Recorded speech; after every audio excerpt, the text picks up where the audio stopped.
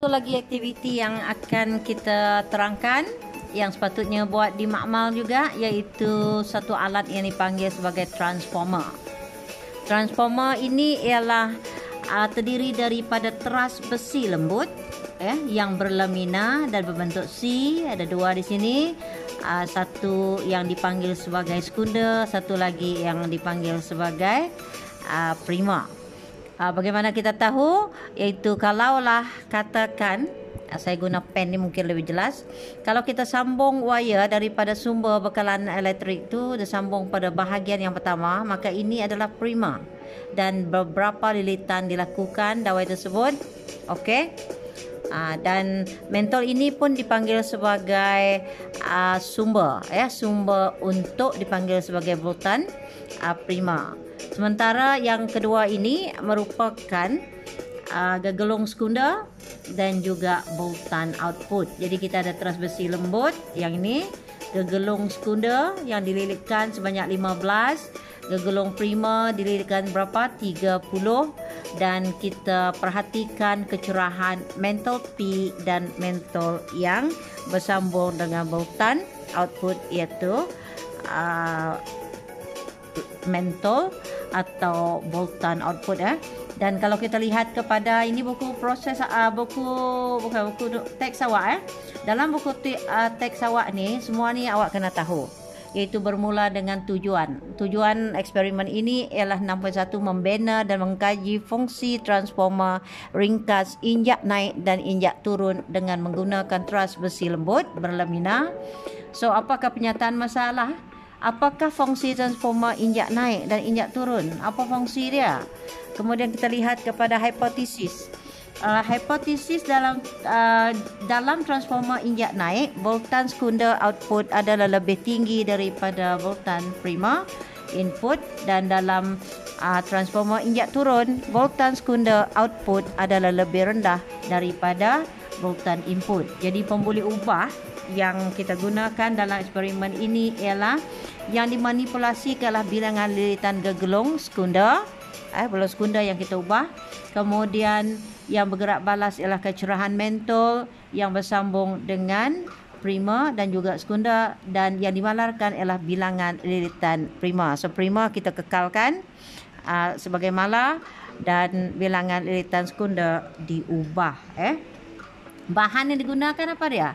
Wayar penyambung dawai kuprum bertebat dan juga mentol. Sementara radas yang digunakan bekalan kuasa, arus ulang alik dan teras besi lembut berlamina dan berbentuk C. Dan ingin cikgu ingatkan bahawa transformer merupakan alat yang hanya boleh menurunkan arus ulang alik, menurun atau menaikkan voltan arus ulang alik. Dan huraian bagaimana prosedur telah dilakukan tadi, cikgu dah terangkan berapa lilitan prima. Okey, kalau kita lihat kepada ini, lilitan prima ialah berapa? 30. So yang ini dikekalkan, yang akan diubah nanti adalah teras besi, yang diubah ialah gegelung sekunder kan, mula-mula 15. Kalau ini, apakah transformer ini? Transformer ini mempunyai bilangan lilitan prima lebih banyak daripada lilitan gegelung sekunder, dan ini adalah transformer injak turun ke injak naik, injak turun. Kalau injak turun, kita tahu bahawa voltan yang ada pada output adalah rendah compare dengan voltan yang ada pada voltan input. Okey. So apa arahan yang perlu awak buat? Pertama ialah lilitkan 30 bilangan dawai pada satu lengan teras besi lembut yang berlamina untuk membentuk gegelung prima seperti yang ditunjukkan. Berapa puluh tadi? 30 lilitan. Kemudian lilitkan 15 lilitan dawai pada satu lagi lengan teras besi lembut yang berlamina untuk membentuk gegelung sekunder seperti yang ditunjukkan pada rajah yang cikgu tunjukkan di bawah tadi. Kemudian sambung gegelung prima pada bekalan kuasa AU, arus ulang alik. Kemudian sambung mentol P. Ini mentol P merintasi gegelung prima, dan mentol S merintasi gegelung sekunder seperti rajah 6.25. Jadi kita akan dapat rajah seperti ini. Kemudian hidupkan suis bekalan kuasa AU dan laraskan voltannya kepada 2 volt. Jadi voltan untuk prima ni ialah, voltan input ni ialah 2 volt. Perhatikan dan bandingkan kecerahan kedua-dua mentol.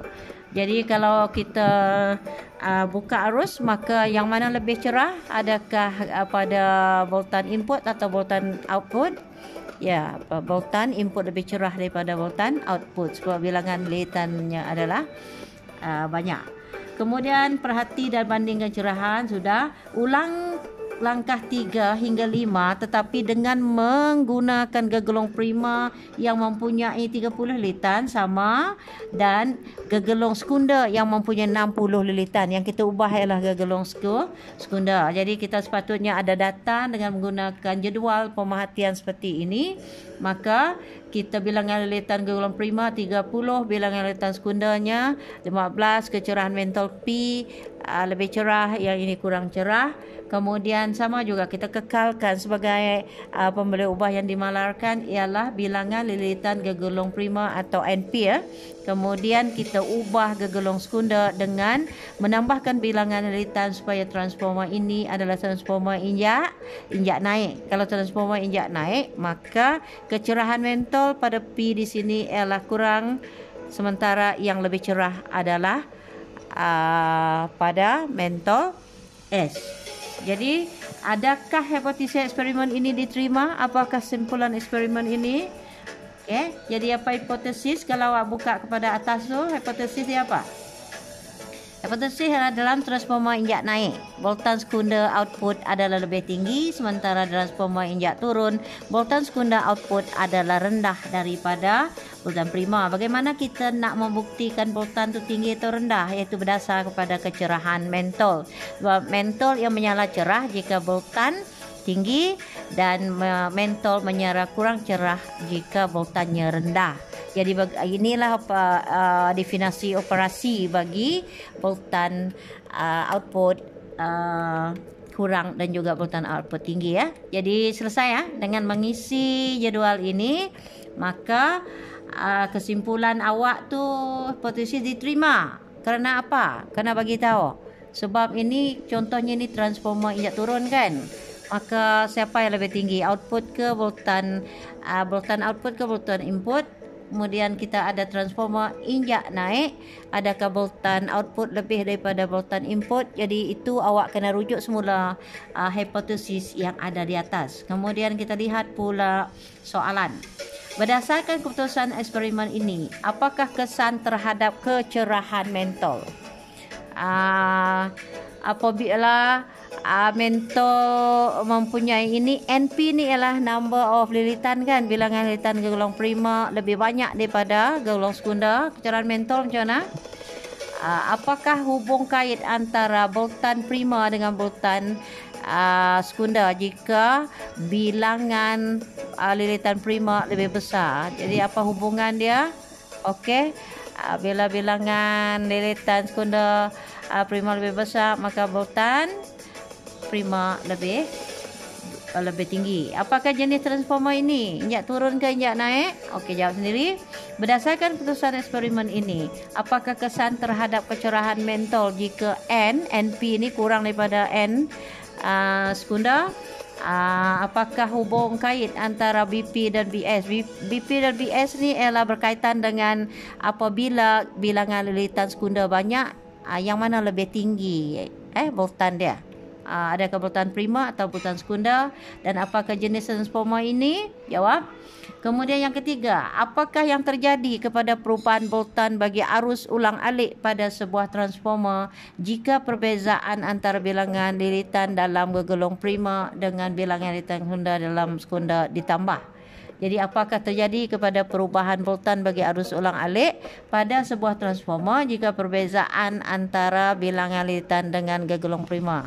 Adakah yang berubah? Okey. Kemudian mengapakah bilangan lilitan dalam gegelong prima dengan sekunda adalah berbeza dalam semua transformer? Jadi awak rasa menjawab kepada transformer diguna untuk menurunkan voltan atau meningkatkan voltan berdasar kepada fungsinya ya. Okey, jadi itulah eksperimen ataupun kajian yang awak perlu lakukan apabila dikendaki membina sebuah transformer ya. Injak turun awak faham, dan injak naik cikgu pun harap awak faham.